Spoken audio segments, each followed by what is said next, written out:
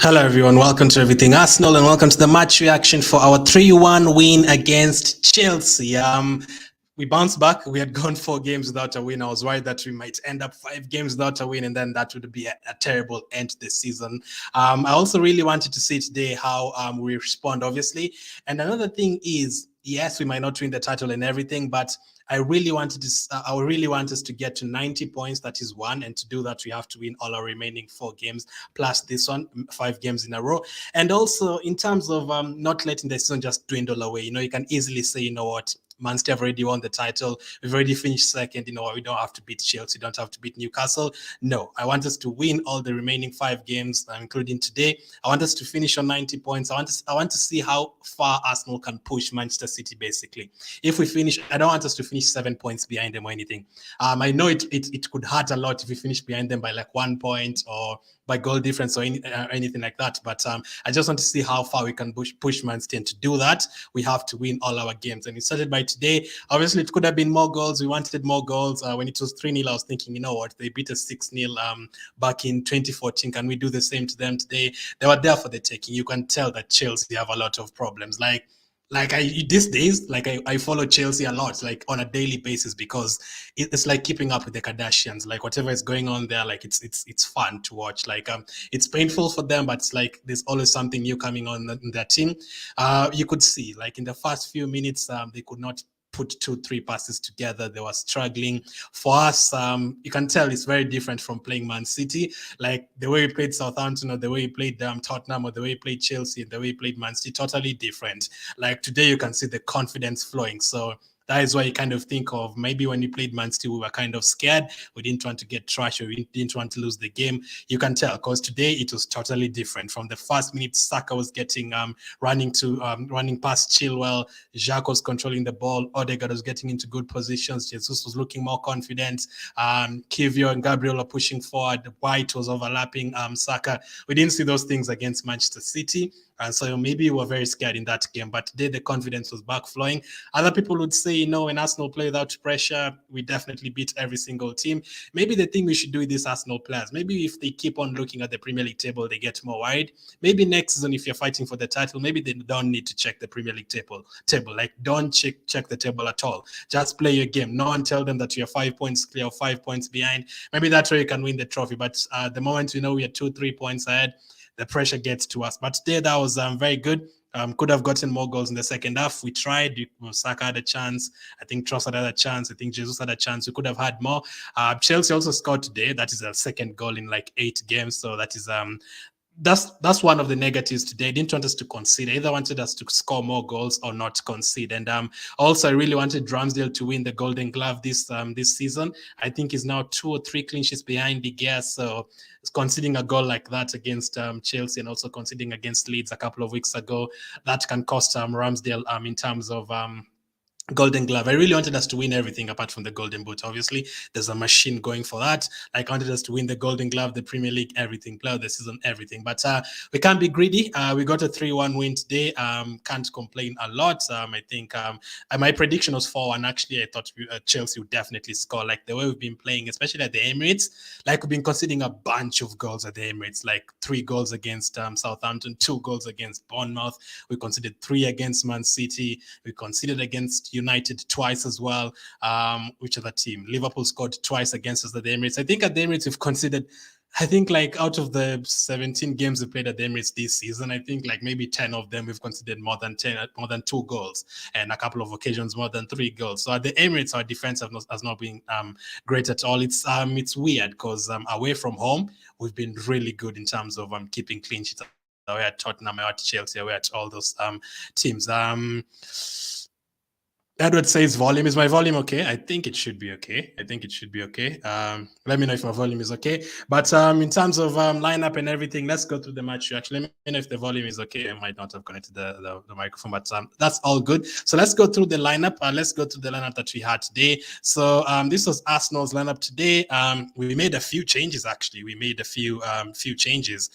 Some that we expected, but some players that were dropped, I didn't expect them to be dropped. So Aaron Ramsdale started as always. I think he started he's the only player to start every single game this season, not to play every single minute this season. Gabriel has also started every single game, but Ramsdale is the only one to play every single minute.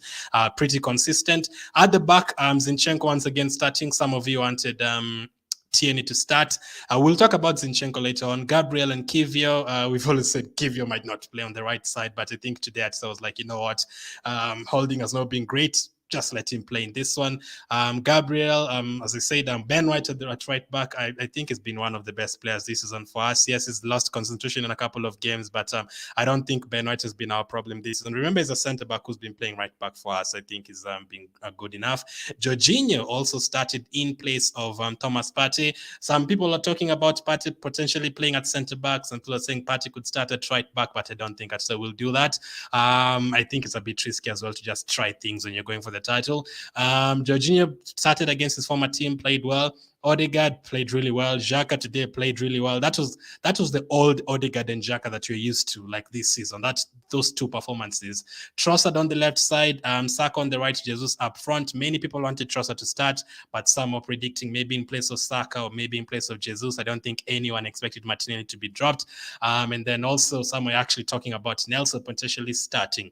I was very surprised that Martinelli did not start because we know how quick he is and how slow Azpilicueta is. By the way, Azpilicueta annoys me.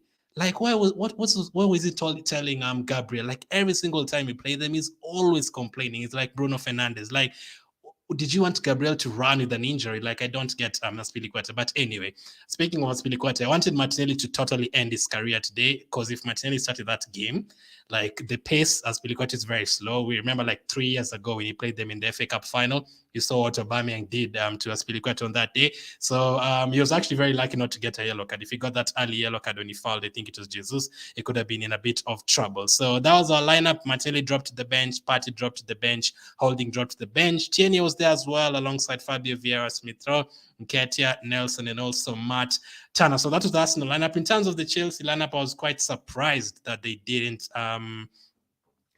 go for a back 5, because I've had some of the Chelsea fans talking, and they've said, like, if they played a back 4, like, you're going to trash them. That is actually something good. Like, these days, I usually hear other fans talking about Arsenal, and they're like, oh no, like, if we play a back 4 against Arsenal, they're going to trash us. It's actually good to see some teams starting to respect us. Back in the days, that was not the case. I can tell you, like, all the games we watched, like, we used to play against Chelsea when they had Drogba and Anelka and Malouda and Lampard. It never used to be that way. We expected them to beat us. But these days, we usually beat Chelsea every single season. I think we've beaten them home and away this time. We've also beaten them 3 games in a row. That is the first time we've beaten them 3 games in a row, I think, for 20 years or something. So that is a positive. But in terms of the lineup that, they went to Chilwell, Thiago Silva, Fofana, and Azpilicueta. I thought Azpilicueta would definitely be a weakness on that side, especially if Martinelli started. Enzo Fernandez, Kanté, Kovacic, Sterling, Aubameyang, and Madueke up front. And then on their bench, they had Mendy, Badiashile, Chalobah, Gallagher, Loftus-Cheek, Havertz, Ziyech, Felix, and Mudryk. You know the funny thing with Chelsea, or the sad thing with Chelsea? Like, if you look at that lineup, you know that is a very good team. Like, how many trophies has Thiago Silva won in his career at AC Milan, at PSG? Many. Fofana, promising young player. He used to be in the same team with Saliba. Azpilicueta is won a lot of trophies, including the Euros with Spain. Look at Kanté, World Cup winner. You look at Enzo Fernandez, World Cup winner. Like, this is a very good team. Like Sterling, how many titles did Sterling win at Manchester City? Many. Kovacic, Real Madrid Champions League winner. Aubameyang won a lot, not a lot at Dortmund, but he won a couple at Dortmund, and he won an FA Cup at Arsenal. He scores a bunch of goals over his career. Like, if you look at that Chelsea team, that is a very good team. Ziyech, remember him at the World Cup for Morocco? Crazy. Felix, 100 million player when he moved from Benfica to Atletico Madrid. Mudryk, 100 million player. Like, if you look at the team, they're very good players. But that is the problem. You cannot just put together a bunch of expensive players. Now, the problem, there's a lot of problems at Chelsea right now. There is no connection. Like, you can tell, like in the first 10 minutes, Sterling was getting himself into very good positions. No communication with Aubameyang at all. It's like this is the first time they've ever seen each other. They're playing together for the first time. No communication at all. Players don't know their positions. Lampard as well, like Kanté going forward. Sometimes Gallagher is starting. Tomorrow, you're playing with Kovacic. The next day, you're playing with Gallagher. The next day, Loftus-Cheek at right back. The next day, it's Cucurella at left back. The next day, it's Chilwell at left back. The next day, Badiashile at centre back.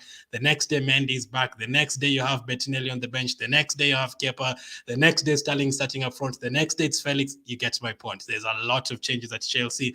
Like, there's no like team build up. There's no consistency at all, and that is something we've had at Arsenal luckily this season. So that is why now I've had Chelsea fans talking as well. They don't want to do, because many managers are saying these days, you know, we need to do the Arsenal way. We need to trust the process, like they have with Arteta, blah blah blah. Chelsea are not that kind of club. Like, they actually don't want to be like Arsenal at all. Obviously, they've won a lot of trophies and everything, but they don't want to the process and everything. Chelsea is the kind of team they want, like a manager today, Ancelotti today, Benitez next season, Mourinho the next season. They want to win trophies right now. But at the moment, things are not going good at Chelsea at all. So it would have been a disaster if we lost today. Today was definitely needed to be a win by more than 3 goals or something.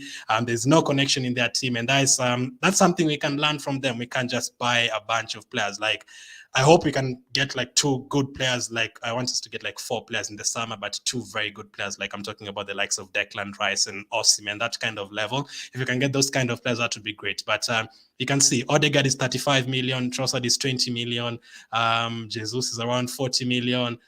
Who else am I forgetting? Partey is like 50 million or something. None of our players is like 90, 100 million. We were playing against a team that has 100 million players in their team, not in terms of numbers, in terms of money, but you still beat them. You can see the quality, the connection and everything. This is a team that has been playing together. This is a team that understands each other. So that is great. And as always, what do we ask for from Arsenal? Quick starts. That is what we always want. Start quick, try get an early goal. We've done that the last couple of weeks against Liverpool and West Ham, didn't work out. But today you could see from the first minute we were playing really well. We were passing it around, very confident. When the pressure is off for Arsenal, you cannot beat Arsenal. Like, if you don't have any pressure, we can probably beat the likes of Real Madrid and Bayern Munich for sure. But when you have a bit of pressure that we know maybe you're going for an FA Cup or going for Europa League or going for a Premier League, it gets scary. I don't have a problem with that because this is still a young team and everything. Like 80% of this team have never really gone for a Premier League title. But whatever happens between now and the end of the season, next season, because a lot of people have also said, I've also had people saying that next season Arsenal will not be at the top. They will be 5th again or 4th. I've had people saying that. I don't think that will be the case. We've learned this season in terms of being in the title race. Arteta's learned what he made, where he made a mistake. Odegaard has learned where he made a mistake. Xhaka has learned where he made a mistake, and every other player as well. So next season, if you don't make those mistakes and you match those results, probably beat Southampton or another team, because Southampton wouldn't be in the league and everything, we can go a step further next season. If the only way is up, that means only one position. that's the Premier League title for us. But obviously, a lot of things can happen. Chelsea can be back, Liverpool can be back, Man United can be back, and everything. Newcastle will be better, Brighton will be better. But for us, I think we've learned a lot from this season. We've gained more experience than the likes of Newcastle and Brighton. They still need to be in a title race to learn about that. But for us, I think that is good. But within the first 17 minutes, we scored our first goal. That was a very good goal. Like Odegaard this season has been incredible for us, honestly. Yes, I know he gave away the ball against Man City, gave away a goal. I know he's been quiet in a couple of big games. But then I listened to some fans and they're saying Arsenal fans are overrating Odegaard and Saka. These are Arsenal fans talking. Arsenal fans are overrating Saka and Odegaard. If I was the manager, I'd probably sell Odegaard. And I'm like, oh man, like I usually curse. I'm not going to curse on them, but I'm like, what the F, man? Like, how can you say you're going to sell Odegaard? Like, what the hell is wrong with you? Like, why would you sell Odegaard? You can be mad and sad about us losing the title and everything, but when you start saying Arsenal fans are overrating Saka, he should be on the bench, bring back Pepe. Odegaard should be on the bench. Odegaard should be sold. He's not good enough for Arsenal to win the title. I mean, come on. That's that. Now that is overreaction. Now I can understand. Like opinions are fine, but if you say like, okay, maybe you need an improvement on Odegaard, maybe you need an improvement on Xhaka, maybe you need an improvement on Saka. I don't think that's actually possible anyway. To improve on someone like Saka has been very good, our best player for 4 years consecutively. But you can say maybe he's not experienced enough, maybe he needs competition and everything. That will not be like fine. Maybe Odegaard doesn't need to play every single game. Maybe if you have competition for him, they can rotate, fine. But you can't say sell Odegaard because he had a bad game against Man City. Come on, what happened to Odegaard having a good game against Tottenham? He had good games against Tottenham home and away. Same with Saka. They had good games against Liverpool at home. Just because they didn't have a good game against Man City and maybe another couple of games doesn't mean they need to be sold. That is overreacting. In this Arsenal team right now, how many players would I actually want to sell? Holding, I think it's time. El Neni, maybe. I think it's time to go by it. He will be here next season because he signed a new contract. Fabio Vieira has not been great, but you need to be patient with the player because I know 50% of you are like Fabio Vieira needs to go. No, not after the first season. Let's see how he does in the second season. If he doesn't play well next season as well, then you can talk about selling him. So really, I'd only say holding NNA to go. Some of you would still saying catch and everything. If you can get good money for him, fine. But I would not talk about selling Odegaard or Martinelli or Saka. We are number one because of these players, the likes of Ramsdale and all those guys. That is why we are top of the table.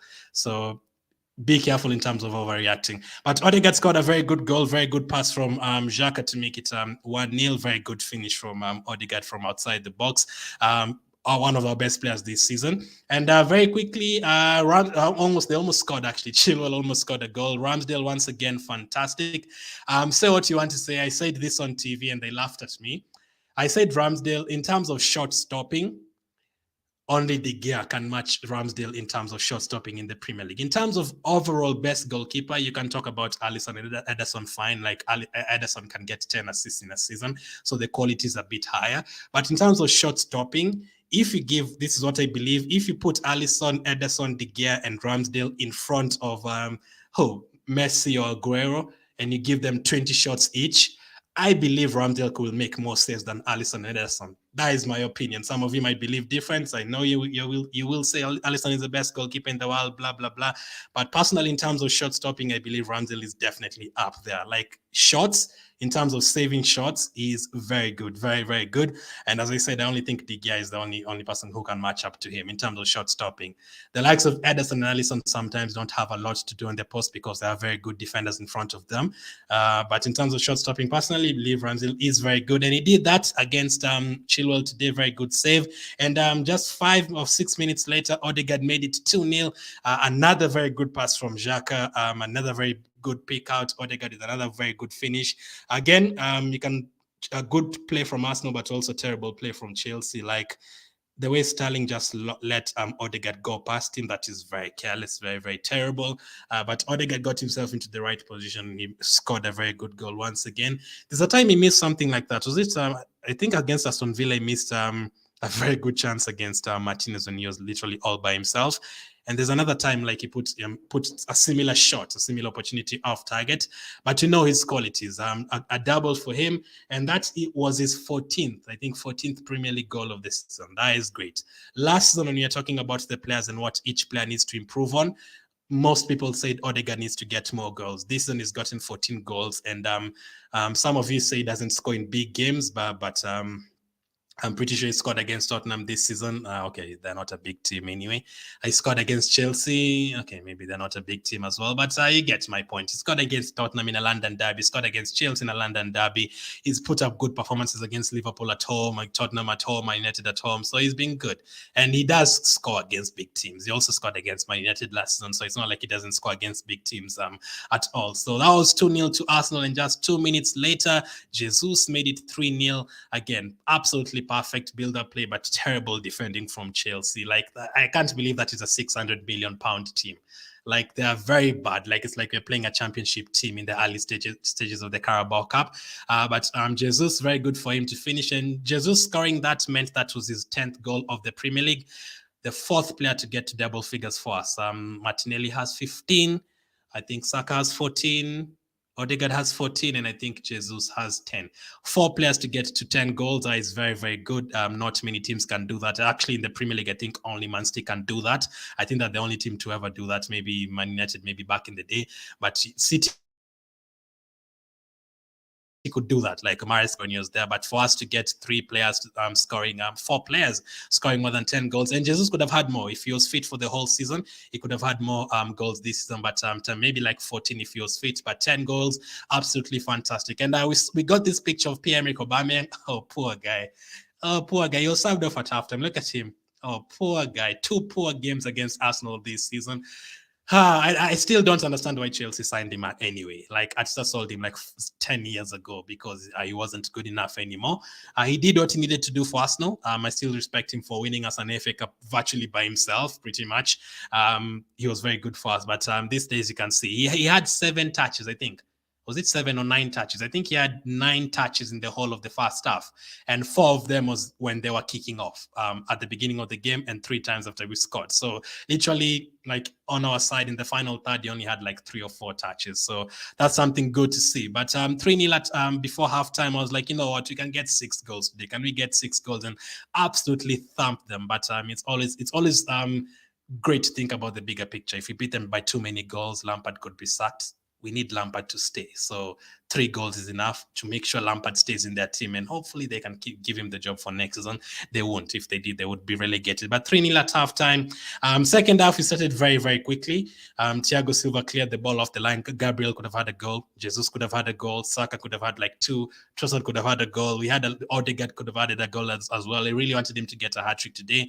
I still can't believe Madrid gave him to us for 30 million. He's a very, very good player for sure, but we didn't manage to get a goal, and unfortunately we let them score. Madueke, I need to see that goal back. I have the TV on because I'm waiting to see that goal back, because I've had people saying it's Zinchenko who lost his man or anything, or lost concentration. I need to see it back. We'll talk about him in the player ratings, but I'm seeing a trend. I'm seeing it once again. Some of you are starting to say sell Zinchenko. I'm seeing some of you starting to say Etienne is 100 times better than Zinchenko. Let's not do that thing again. He's made a few mistakes recently recently, but if you put all the 34 games together, he's been great for 30 of them. So he's been injured, okay, but he's been great for 80% of those games that he's been available for. So personally still believes Zinchenko fits into our system more. Tierney is better defensively, yes, but Tierney will not be here next season, and Zinchenko will. So I think it's pretty much a waste of time when you start saying Tierney is better than Zinchenko. Let Tierney start. Yes, I don't have a problem with Tierney starting with Zinchenko starting. That is one position I don't have a problem with. But I don't agree with people who are starting to say Zinchenko is the most terrible defender I've ever had. That's not true. Like, today alone, he had like 4 aerial duels. He won all of them. And he had like 3 clearances today. And in terms of ground duels, he won like 3 out of 5. So he's not a terrible defender the way he make it look. I know he made a mistake against Aston Villa. I know he made a mistake against Liverpool as well. Bad mistake against Liverpool. Actually, we would have won that game if we didn't lose Alexander-Arnold. But he's not a terrible defender the way some of you are making it look. But 3-0, we made a couple of subs, obviously. Tierney and Nelson came on for Zinchenko and Saka, and also Rob Holding and Partey came on for Gabriel. Hopefully is not injured, because if Gabriel and Saliba and Tomiyasu are all injured at the same time, that would be a killer, man. That would be a killer. Because imagine if Man City, let's say, draw tomorrow against West Ham, and then we go into our next game against Newcastle not having both Gabriel and Saliba and also Tomiyasu. That would be a disaster. But hopefully he's not that injured. I think he started like 68 or 69 consecutive Premier League games for Arsenal. So he's always been there for us. So if you don't have Gabriel there, that would be something new. But overall, that was a fantastic first half. Second half, we kind of drifted away in the final 30 minutes of the game, but the beginning of the second half was great. It was looking like we'd get a fourth or fifth goal, but I have no problem with that. Chelsea have not really been trashed this season. I think they've actually almost considered like less goals than us. Actually, they don't consider a bunch of goals like 4-0 or 5-0. They usually lose 2-0, 1-0, 3-1. So I think it was a good result. And also we got to rest Martinelli. We got to sub off Saka early. We got to rest Partey as well, or maybe drop him, but they got to rest basically. Who else was rested? Who am I forgetting? There's someone else who was subbed off early, right? Zinchenko subbed off early as well. So we do have fit players apart from Gabriel. And our next game is pretty tough. It's not going to be like today. Our next game is Newcastle. Actually, in terms of squad depth, you can actually argue they have slightly better team than ours, because they're bringing on Wilson from the bench, who's scoring like 5-6 goals from the bench. They can bring on Saint Maximin if they want. They can bring on Almiron if they want. Willock has been playing really well. Isaac has been playing really well. Like Newcastle is definitely going to give us a harder game than this one by 10 times more.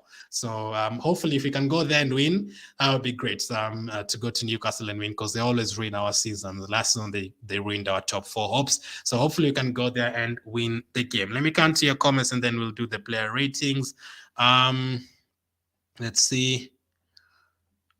It's so funny that, we are top of the table, but we are not that happy as much. Like if we beat Southampton, Liverpool and West Ham, we'd have been over the moon right now.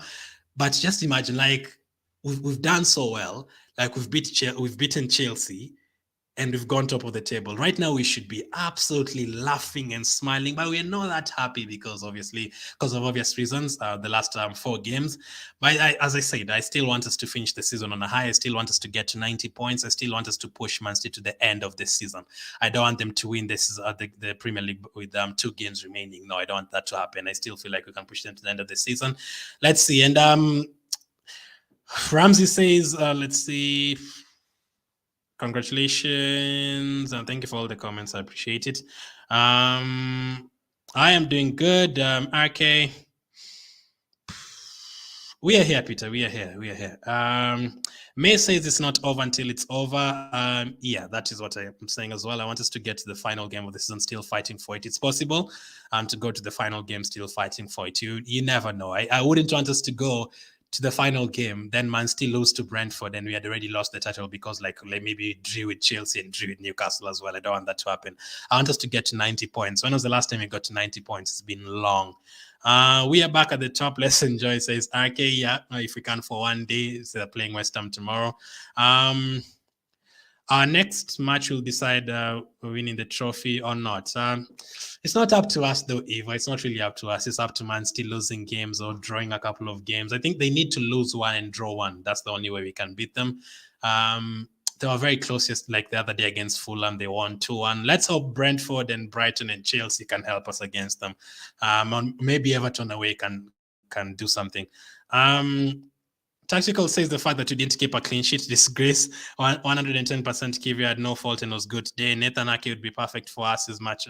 Can you go and take another player from Man City? I'd definitely take Ake from them.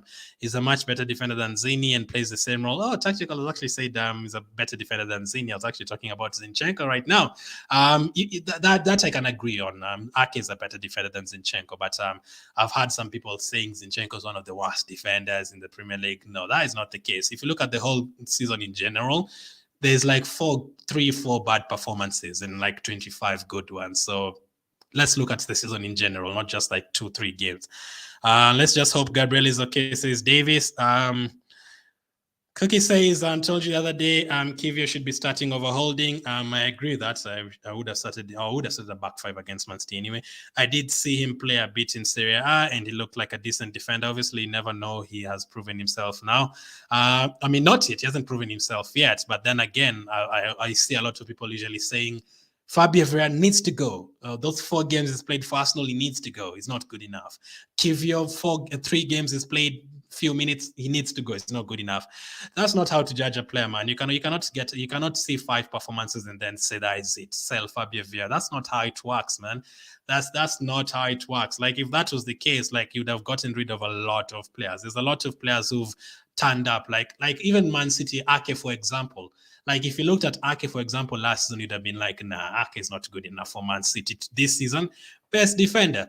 You have to give a player time. My mark is usually 2 seasons. If you have 2 bad seasons, then you can talk about letting a player go. There's some other cases. Like if you have like 15 bad games, like someone like a Tavares, then there you can say, you know what, you need a loan spell. But this is a player that's already proved himself, like for FC Porto and everything. I don't think he needs to go. Let's see how he does next season. But I do agree that someone like Fabio Vieira has not had a good season. But I don't agree in terms of Zinchenko, drop Zinchenko and play Tierney. That one I'll never agree with. I think Zinchenko has been probably one of our best players this season. Anu says, good evening, I'm good. Massive rebuild in the defense needed in the summer. Rice and maybe another striker if we are going to compete. I think Tierney, despite his quality, should move on to too good for second choice. I would love to keep Tierney at Arsenal, but I don't think he does want to be second choice. So my question is, next season, we'll talk about the transfers and the transfers open. If we next season, do you want Ben White to keep on playing as a right back, or do you want him to move back to centre back? Now that would be difficult because Gabriel and Saliba are already there, so Ben White will be at right back. So what are we going for in the summer? Are we going for a backup or someone to start? Because do you really drop Ben White? I don't think so. I think Ben White has been great this season. Don't listen to the rival fans and to the media. They'll tell you Ben White is overrated. He is not. He's been, apart from Trippier, Ben White has been the best right back this season. Those are facts. That is not just exaggerating because I'm an Arsenal fan. No. And also, in terms of Ben White cannot attack, no. How many assists has he picked up this season and goals? He does pick up goals and assists a lot, actually. So I don't also agree with that. So Ben White, you can't really drop him. I mean, yeah, you can get a totally quality right back like a Cafu or someone like that, or someone like a Maicon. He's also called Maicon, right? Someone like a Maicon or someone. You can get someone like that. Then that would be better to bring on Ben White and players like that from the bench. But I don't think you can drop Ben White. I don't think you can drop Saliba. I don't think you can drop Gabriel. And I still wouldn't drop Zinchenko anyway. So we definitely need depth, though, tactical. Someone who can... I'm worried about Tomiyasu's injury, man, because imagine if he was there for the last 4 games. It would have been so good, like if he was there like for the Liverpool game. But you definitely need to get someone else to play Zinchenko, especially if Tierney leaves, and also another backup, good centre-back. I mean, Pablo Mari is on loan. Do you take Pablo Mari back next season? That's another thing. Congratulations, Justin says Akira. Tactical says you need a new left wing back. I 100% disagree with that. Zinchenko has been our best player this season. He's been in our top 5 best players this season. If Gabriel is injured for St. Jesus Park, it can get really ugly. Best game of the season? Best game? Like this one? Do you mean like today was the best game of the season? If that is what you mean, not quite. Not quite. We've had some really good games this season. I really appreciated Mateta for making changes. Yeah, people wanted changes today. He made the changes. He actually made a couple of changes that I didn't expect. I didn't think Martinelli would be on the bench. I thought he wouldn't drop Partey, but he actually did. That's what you need to be about. If a player doesn't play well, you drop them.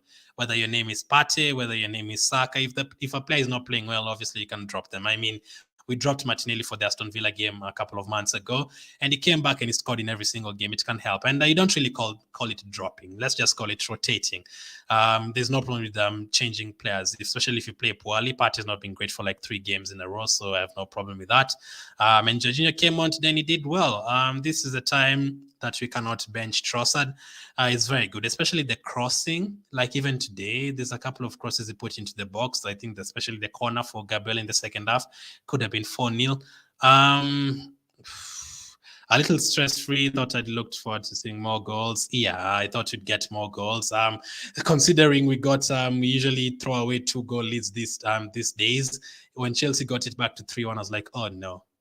Please no. Imagine if they scored 3 goals. That would have been a disaster because they've scored like 1 goal in like a year or something. Kivio is good, says a lady. Kivio looked good, says Lee. Let us keep the winning spirit and the hope and be hopeful, says John. Anything can happen in football. I pray that City unlucky and drop more points. That would be something. That would be so good because everyone has laughed at Arsenal for apparently dropping or bottling the league or everything like that. So imagine if you come back and win the league. Oh my goodness, I would not shut up. So just pray. If you're a rival fan watching this, just pray that you don't win that league because I'd never shut up. Great game. Odegaard is a star, says Abdul. Apparently, some people want him to leave because he did not play well against Man City. Keep on working, says Ola. Thought Ben was better than Zini today. I agree with that. Ben played well for me, especially in terms of going forward. And Zini was good mostly, but he was at fault for the goal. I'm still waiting to see that Chelsea's goal, by the way. I only saw Gabriel trying to tussle with Madueke in the box, but I didn't actually see where Zinchenko lost his man. I need to see that again. Vieira, Holding, and Tomiyasu out. Chancellor says you'd get rid of Vieira, Holding, and Tomiyasu. Tomiyasu is a very good defender. The problems are the injuries, obviously. I'd still give Tomiyasu next season. If he has the same problems next season with the injuries, then you get rid of him. But as of now, I'd still keep him. There's a few games, like the Liverpool games, Man City games, Tomiyasu can help you. Ramsdale, great at shot stopping. Penalties, he'd be more likely to save. Yes, that is the one thing he needs to work on. Penalties. He's not good at penalties at all. He doesn't even jump on the right side, so that is terrible. But speaking of Ramsdale, let's go to the player ratings. I will give him a 7 for today. The save he made against Chilwell, very, very good. Very, very good. They didn't really make any mistakes in terms of kicking the ball from the back. He also made a save in the second half for Mudryk. Those are the players that want to score. Someone like Mudryk scoring against us would be terrible. He didn't keep a clean sheet. Ramsdale today made 3 good saves. I have no problem with him at all. That's potentially a last problem. Some of you still think we can get a better goalkeeper. Give me the options. If you give me a good option and I actually see, you know what, this goalkeeper is better than Ramsdale, fine. If you can get Courtois to Arsenal, fine. That's okay. But show me a better goalkeeper that we can get right now, better than Ramsdale, then I can go for them. There's good goalkeepers. Someone like Pope is a good goalkeeper. Ray at Brentford are good goalkeepers, but I don't really need to sell Ramsdale or anything like that. I don't think Ramsdale is our biggest problem. I'd give him a 7 for today. In terms of the right back, I'm going to give Ben White a 7. Yes, we didn't keep a clean sheet, but I don't think anyone really made terrible mistakes or anything like that. And in terms of overlapping, I loved how Ben White was overlapping past Saka. His connection with Saka has been something that I've really enjoyed this season. They've done well on the right side in many, many games together. Again, I'm not going to act like it was 100% great. There's a time he got turned by Sterling, and I was like, no, come on. Sterling has not been confident all season. You cannot let him do that to you. But overall, he still won like 70% of his duels, and he won almost 70% of his aerial duels as well, or 75% of his aerial duels. So that is great. In terms of passes, I never have to worry about Ben White. He does give away the ball once in a while, but he's very good at passing. That is why I had 5 long balls and completed 100% of them. So Ben White gets a 7 for me. Zinchenko, I need to see that goal again. We will come back to that. After I see the goal, we will correct it. But in terms of overall game, some of you are saying Zinchenko was terrible. He was not terrible. Come on. I need to see the goal still, but he was not terrible in terms of the game. He was not terrible. He's still picking out some good positions in midfield. He was picking up some good passes to Odegaard in midfield. Like, I don't think he was terrible. So I've given him a 7, but I still need to see a goal. If I see the goal and he definitely cost us for that goal, I am going to change it to a 6, but not lower than that, because he still made a lot of clearances, a lot of interceptions. So let's take a look at the stats. I'm not taking a look at the stats. Let's see. He had 3 aerial duels. He won all 3 of them. Aerial balls. Some people say Zinchenko is not tall enough, but he won all his aerial balls. 3 out of 5 ground duels. That is not bad. He also clearances. In terms of long ball, 3 out of 4. He was 91% in terms of accurate passes. He made 3 tackles, 3 clearances. He was not terrible. He still did part of defensive work. He was not terrible. We've seen some terrible games, but I don't think we've seen against Man City maybe, but I don't think we've seen a game where I'm like, oh my goodness, Zinchenko is terrible this whole game, or Gabriel is terrible for this whole game, or this one is terrible. No, it's just a couple of moments lost, losing concentration. And I think all of them have probably potentially made a mistake this season. Zinchenko, Ramsdale, Gabriel, Holding, Ben White, Saliba. Ben White is the only one who's not really made a mistake, actually. Partey, like all of them have given away a ball or a penalty somewhere. So I don't think Zinchenko's had a terrible game. I need to see the goals too, but I'm going to give him a 7. I think in this Arteta system, I think he's still a left back, yes, just like the way Trent plays for Liverpool. He's a left back, but I think actually 65% of the job is given is to distribute the ball forward and to go into midfield positions and to win the ball for us in midfield and to push us forward and sometimes maybe even assist. I think that is actually what his job is, 65% to attack and 35% to defend. He's a left back, yes, just like Trent on the other side for Liverpool. Is that their main job is to defend, but they're more potent going forward. So I don't know, maybe need to move him to midfield, as some of you say. But today, 7 out of 10. Maybe depending on the game. Maybe there's some games maybe you don't play Zinchenko. Maybe next zone you can work on that. Maybe you don't start him away at Liverpool or away at Man City. You go for a more defensive-minded left back. Then that would be okay. I really wish Gabriel could play as a left back. That's a position I really want him to learn. So he goes to that position when Zinchenko goes to the midfield and Xhaka pushes forward. Gabriel ends up as a left back. I really want him to learn that position because that is what Ake does for Man City. Ake is a centre back who plays as a left back. Akanji is a centre back who plays as a left back. So Man City do that a lot. Stones is a centre back who sometimes plays as a right back. Ben White is a centre back who plays as a right back. So if Gabriel can play as a left back, like when you have a game like Liverpool or Man City away, then you can put Gabriel, Ben White, Saliba, and someone else at right back like Tomiyasu. Then that would be more solid. Then if it's an easier Premier League game at home, then you bring back Zinchenko and you push Ben White to the right back, if you know what I mean. Zinchenko 7. Next up, Kiwi, I'm going to give him a 7. I think he was great, as the likes of Cookie have already pointed out. No problems at all. He didn't really make any major mistakes. We've seen him play this in some games. He was terrible. But today, he was okay. He made 4 clearances. I think he dealt well with the likes of Aubameyang. I was a bit worried at the beginning because Aubameyang has a lot of pace, if he still has the pace that we know from 5 years ago. And I was like, Kivio, first game, no, not sure. Fast in the Premier League, right? This is the first game he started for us in the Premier League. Like, you're a bit wide. Aubameyang, can Aubameyang get a lot of chances up against Kivio? But he didn't. Kivio was comfortable on the ball, wasn't really caught out a lot, not at all. And as a left back playing on the right side, that's always something interesting to watch. And 1 tackle, 4 clearances, I said. Aerial duels, he wasn't great in terms of aerial duels. He only won 20%. So I will rewatch the game again and see where those situations were. But 7 out of 10 for him. And Gabriel as well, 7 out of 10. So defensively, I've given everyone a 7. I still will come back to Zinchenko after I see the goal. But 7 for Gabriel as well.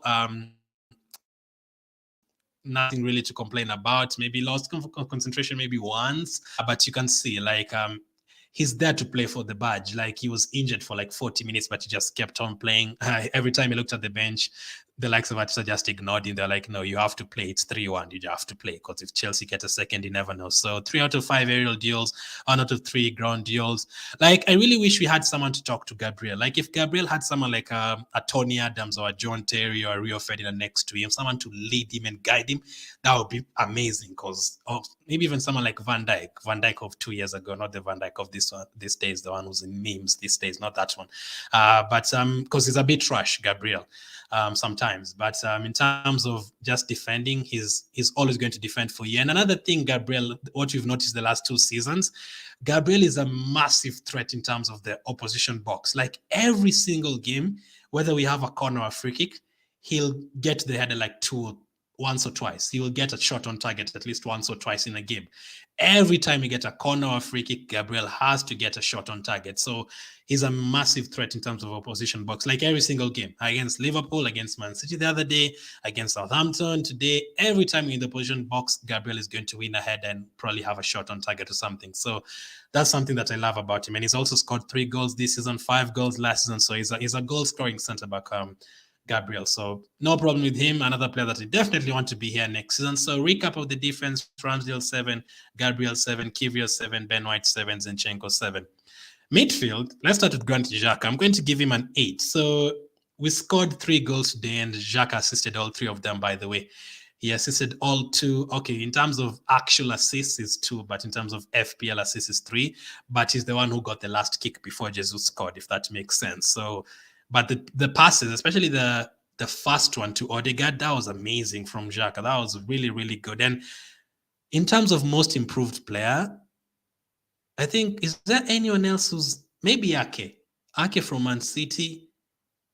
Maybe there's a Man United player somewhere, maybe a Shaw somewhere. But I think in terms of most improved player in the Premier League, surely Xhaka has to be in the top 3 this season. If not top, surely he has to be like in the top 3 this season in terms of most improved players. Because especially in terms of goals and assists, like Xhaka has gotten a bunch of them this season. Like he's contributing a lot in terms of attacking wise.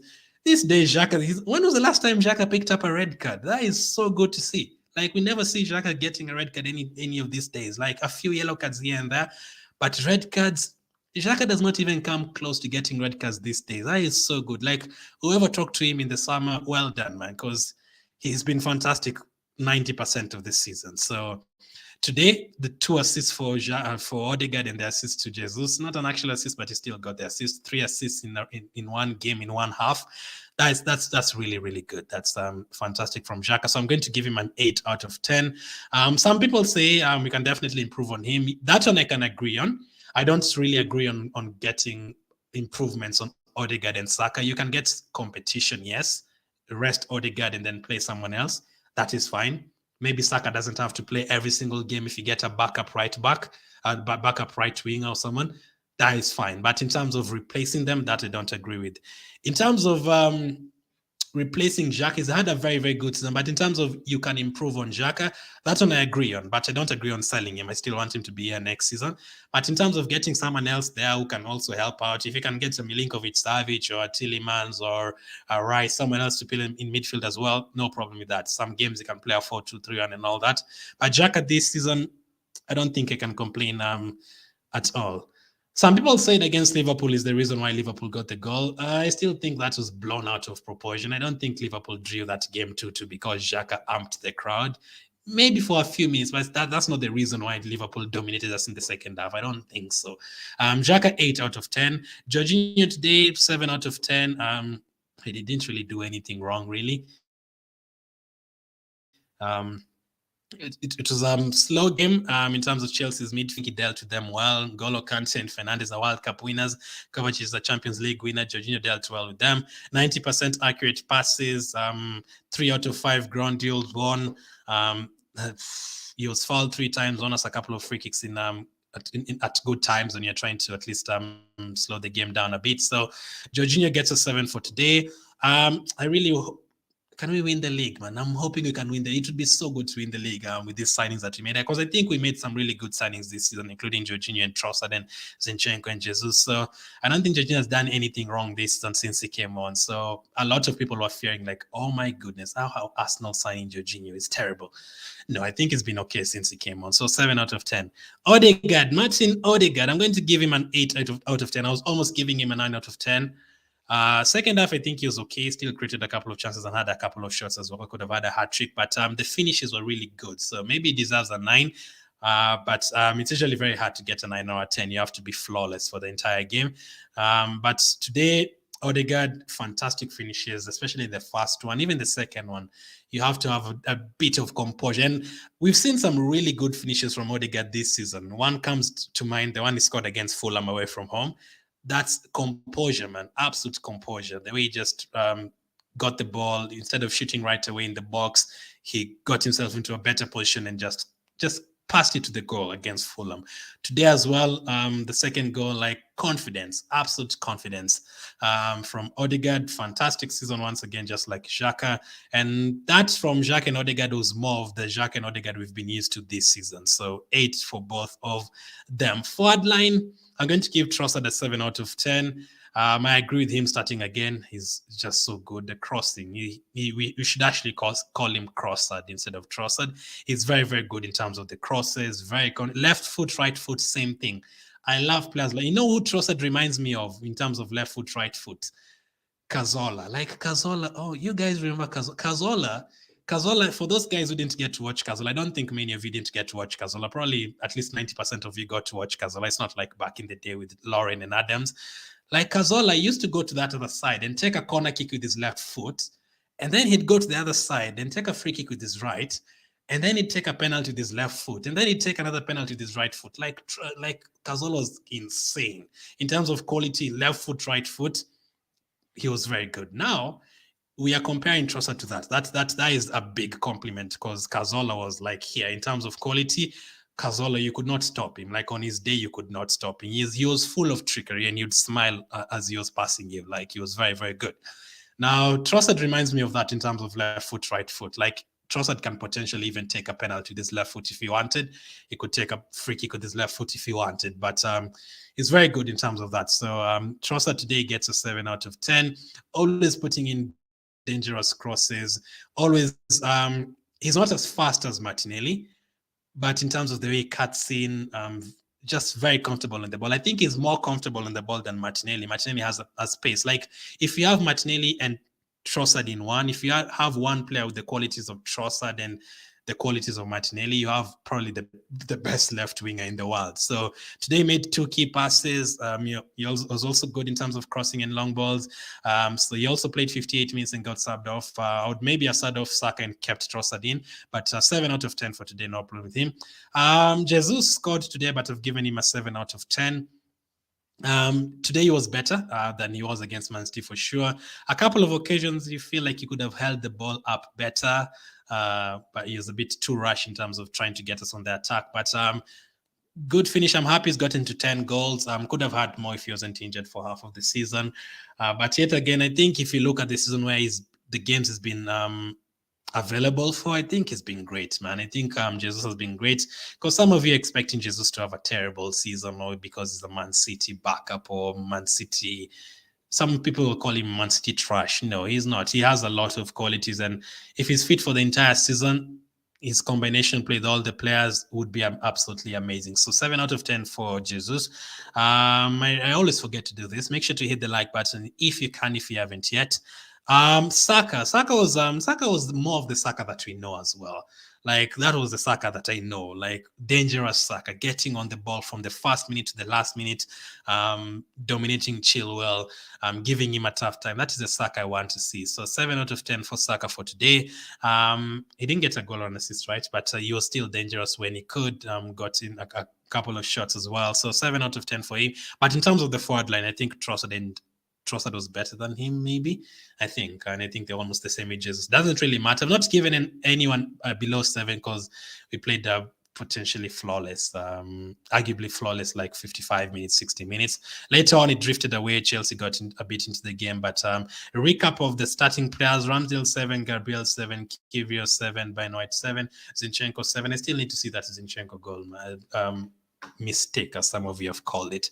Jorginho 7, Xhaka 8, Odegaard 8, Saka 7, Trossard 7, Jesus 7. Who would you guys give man of the match? The bench players, Martinelli, I'm going to give him a 6. Partey, I'm going to give him a 6. I'm just going to give all of them a 6. Nelson a 6 as well. Tierney 6 and Holding 6 as well. What are you going to give Mikel Arteta? I'm not going to give him very high, despite beating Chelsea and going back to top of the table. If he had gotten like 2 more goals in the second half, I would maybe have given him an 8 or a 9. But I'm going to give him a 7 because lineup, he made the changes. Many people wanted changes. Many people wanted Partey to be dropped. He was dropped. Many people wanted Trossard to start. He started. Maybe many people didn't want Martinelli to be dropped, but he was dropped. It worked either way. He also dropped Holding, and he played Kivio, brave, because you never know. Chelsea still a good team. They still have 100 million pound players there, so you never know. They could just decide to turn up against us. I think the lineup was okay. Personally, I still would have started Martinelli because I thought Martinelli would definitely end Azpilicueta's career today because of the pace. But it worked anyway. And also, the game was pretty much done within the first 30 minutes. We've done that a lot. Actually, the last 8 years, we've ended these big games a lot in the first 30 minutes. Like, I think this is the first time Chelsea have conceded 3 goals in a first half of a London derby. The second time. The first time was the time we did that against them in 2016, and Conte switched back to a back 5 at halftime when Sanchez and Ozil were flying in midfield for us. That's another time we did that. I remember there's a time we scored 3 goals against Man United in the first half, killed off the game. We've done that against Tottenham as well recently. We usually have that potential of just killing off these big games in the first half, but some people would argue that, yeah, that can also happen to us. We've seen Liverpool and Man City doing that to us a lot of times, just ending the game within the first 50 minutes. But that was okay. We got 3 goals. We are back to the top of the table. You can never know. Like, if someone came to this, if an alien came to this earth today, they'd be like, nah, this team is not top of the table. They wouldn't know, because we are not as happy as we should be because of obvious reasons the last 2 weeks. But hey, we are top of the table in May. Like, May, we actually, like, it would be so sad. Yeah, I know it would be so sad. Like, we are top of the table in May and we might not win the league. But top of the table, like, from August to May, like, that is crazy. 7 out of 10 for today. Not going to give him 8 or 9 because he conceded to Chelsea. It's not good to concede against Chelsea. And also, we didn't add more goals in the second half. But 7 out of 10 for him. Man of the match for me, Odegaard. I gave the super chat. I really appreciate it. Just saw that. Happy with the win. Amazing live stream. Thank you very much. Thank you for the contribution. I appreciate it. Good game. A very good game. Very good for 60 minutes. We really wanted us to score more for sure. But thank you, Ike, for always supporting the channel. Cookie says Zinchenko is clear of Tierney. I'm sorry, but Zinchenko is a brilliant player. I mean, if you had to put their qualities, like, if you had to match them quality by quality, like pace, crossing, defending, technique, passing, all that, I think they're very close. But in terms of which one I would choose, I still choose Zinchenko because of what he's done this season. Like, people are very quick to forget. Like, you know, those games like against Aston Villa away, like such kind of games that Zinchenko was absolutely unplayable. Such kind of games. He has that quality. Yes, he can lose concentration once in a while. But then again, he's not the only one to do that. You've seen Gabriel doing that this season. We've seen Thomas Partey doing that this season. Like, he's not the only one. Can he definitely improve his left back defending? Yes. During the off season, that is something they need to work on. That's the necessity of or the reason for having a preseason. Work on your strengths even more and work on your weaknesses as well. Like Zinchenko's weakness, maybe defending a bit. Work on that during the preseason. Ben White, maybe can he get more assists? Yes, work on that. Gabriel, work on not being too rash sometimes. You can work on that. Partey, don't be too casual sometimes. You can work on that during the preseason. Goals, some players can work on more goals. Maybe on crossing, all that. You can work on all that. Different players, different things to work on. Good job, Arsenal FC, says Abraham. Had news that Charlie is potentially moving on this summer would be gutted. Yeah, he's moving. Blackpool got relegated from the Championship alongside Wigan and maybe Reading next. So it's hard. I think he's been their best player, but obviously it's not been a good team and he's going to have a relegation in his CV. Now Patino can only go for another loan and he doesn't want to go for another loan. He wants to either come back or be sold. So that's a problem. And I don't think Patino can come back and start for Arsenal.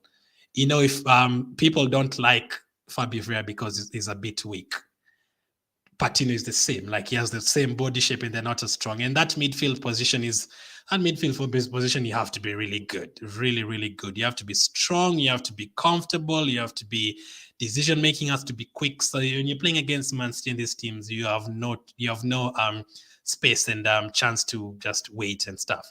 And we're going to have we have 4 games remaining and 2 of them are going to be like that. You see Newcastle and Brighton, we are going to have tough games, especially at Brighton at home. that will be your second last home game.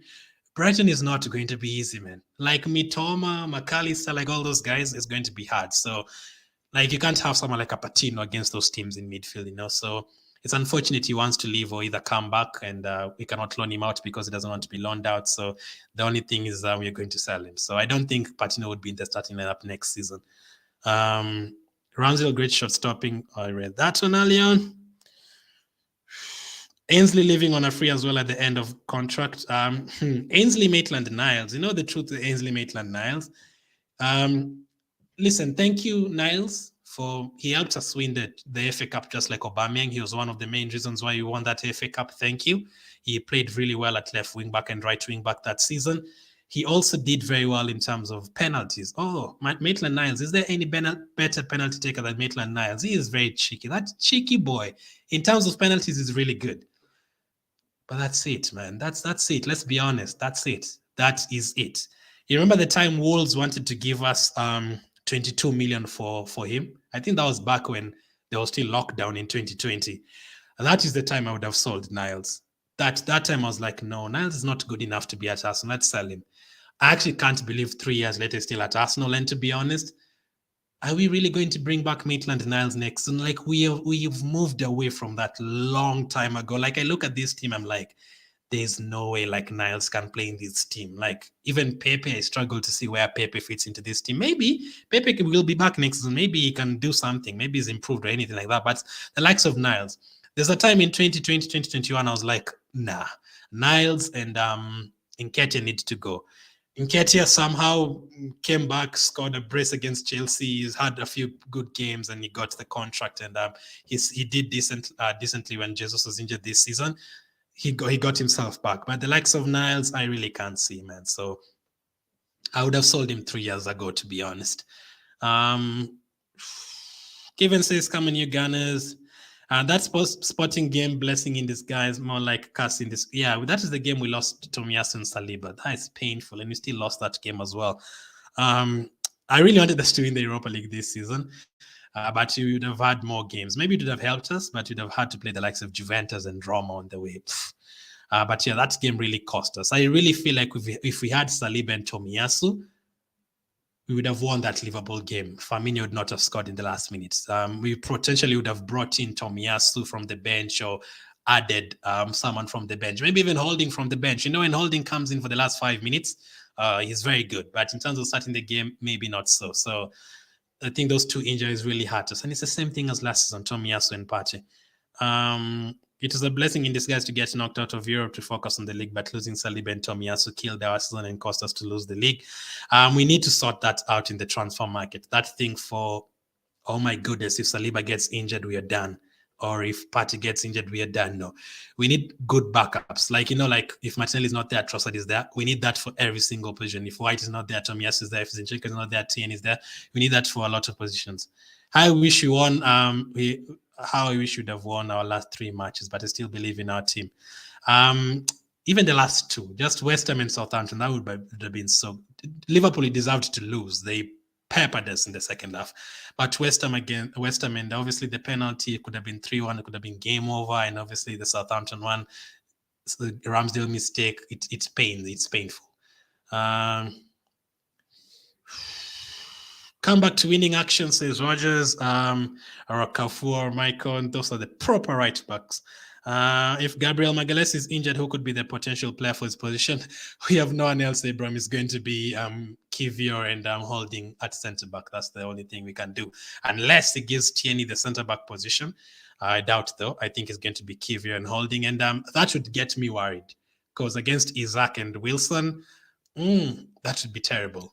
If we get past Newcastle and win that game, the other 3, even Brighton is very tough, as I said, but I think I remember saying I fear Brighton more than Newcastle, but that has changed a lot the last few weeks. Newcastle are very good. It's very, very good. Even Willock, oh, goodness me.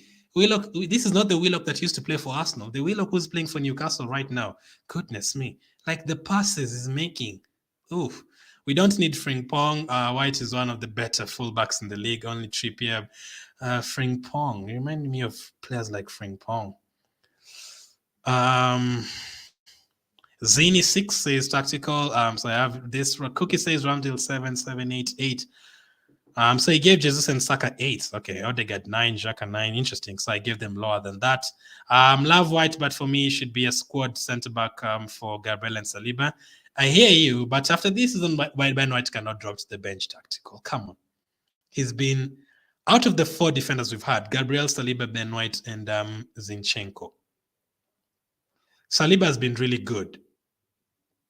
But, for me, I mean, this is my opinion. I know 80% of you potentially say Saliba has been our best defender this season, but for me, it's been Ben White. He's a centre-back who's moved to right-back when we needed him the most, and he's done the job there for us for the entire season. And in terms of individual mistakes, like giving away the ball to an opponent and then they score, or giving away a penalty, or, Saliba's done it once or something. Gabriel has given a couple of penalties and a couple of goals. Zinchenko has done it. Holding has done it. Like, Ben White is the only one who's not really made an individual error. Like, even Tomiyasu did it against Man City. Ben White has not really given away the ball and then we ended up conceding. I don't think that has happened this season. Let's see. We can just dream. Let's keep on dreaming, man. Let's keep on dreaming. If you can back Gehi, McAllister, and Rice, I also like McGinn from Aston Villa, and keep Balogun. I think we'd have an amazing summer. Just midfielders. Oh, the Gehi is a defender, but so no striker. Would you guys sign a striker in the summer? I still think we need a striker. I definitely think we need a striker like a Giroud or a Crouch, someone who's tall and big, someone who can help us in a different situation. Like when we are 1-1 and 10 minutes to go and we usually put in crosses for Martinelli and Jesus. No, I want a big player in the box. Someone like a Vegas, not exactly like Vegas, it's Man United, but someone like that, someone tall who can bring something different. Nice performances, Christian. Wake me up before we go. Who needs Mudryk when you've got Leandro? Good chance. As for me, Saka needs to rest. He's a little bit tired. Against Newcastle, I still would start him. Maybe against Newcastle or Brighton, maybe one of the games he needs to drop to the bench and someone else start.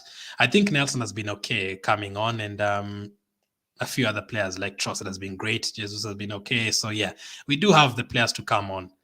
Our work this season is to beat Chelsea home and away. We've done it, Prince. We've done it. I wanted us to tap them 6-0 or something. Get Lord Bentner back. You're saying, Shamak. Get Shamak back. Where the hell is Shamak? Oh, that was the banter era, man. Like Shamak and Bentner. And then you have Denilson and Miguel at the back and Senderos and Sculacci. Just even think Traore.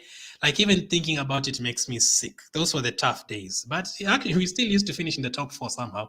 I feel Saka is exhausted. Nelson should start. Would you start Nelson against Newcastle, Rashid? I remember against the only 2 times Martinelli and Saka have been marked out of a game this season was against Man City and Newcastle.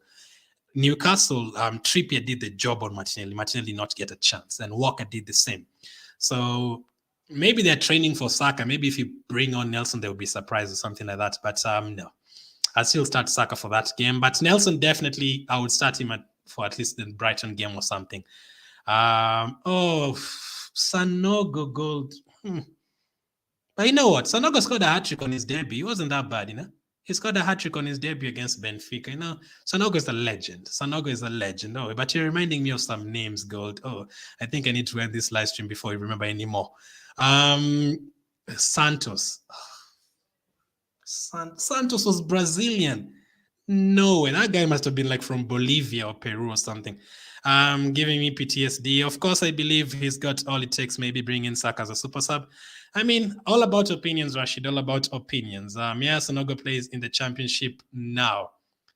I don't even remember which team he's in. I follow Akpom. Akpom plays for Middlesbrough. I think he's the top scorer in the I follow this championship a lot.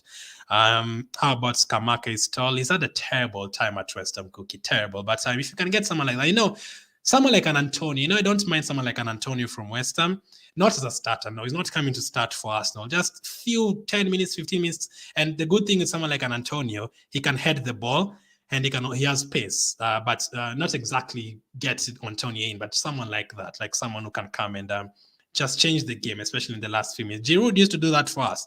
Like, remember against Bournemouth when you're trailing 3-0 and Giroud came on and changed the game. Against Man United away at Old Trafford, he scored a late winner sometime. He's very good in terms of that. So maybe get Giroud back. No. You know what Giroud said when he left Arsenal? Giroud played for Chelsea and he said, the difference between Chelsea and Arsenal? There's a lot of pressure in Chelsea in terms of winning titles. And at Arsenal, there's no pressure of winning titles. I was like, really? Yeah, just never step foot to it. He basically said, at Arsenal, you're comfortable because you don't have to win trophies, but at Chelsea, you have to win trophies. I was like, Giroud, we made you. But anyway, our next game is Newcastle on Sunday.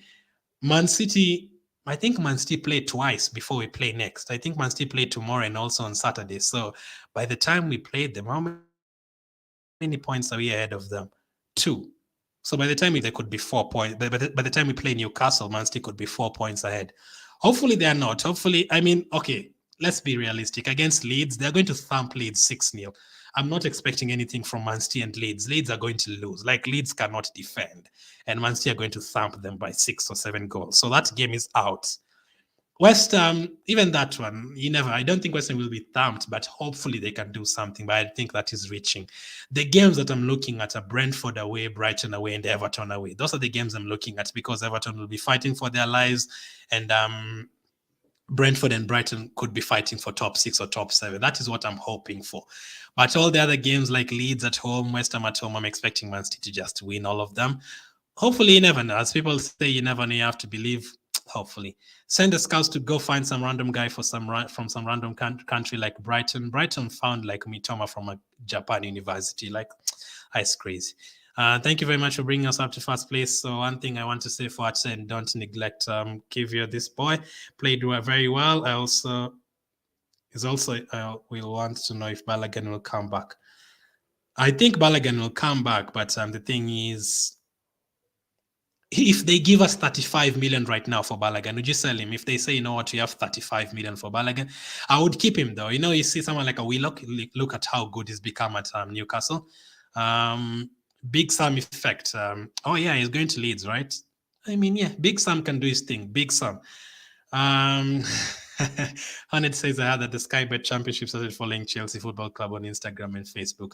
They could be there. They've been terrible this season, but I don't think they'll be promoted right back up. The likes of Millwall and Norwich are no joke right there. But you're getting Burnley and Sheffield next season. So thank you guys for watching. I'll see you in the next live stream. Hopefully Man City don't win both games between now and Sunday, but our next game is very tough. But today, you can laugh at the Chelsea fans in a relegation battle. See you guys on the next one.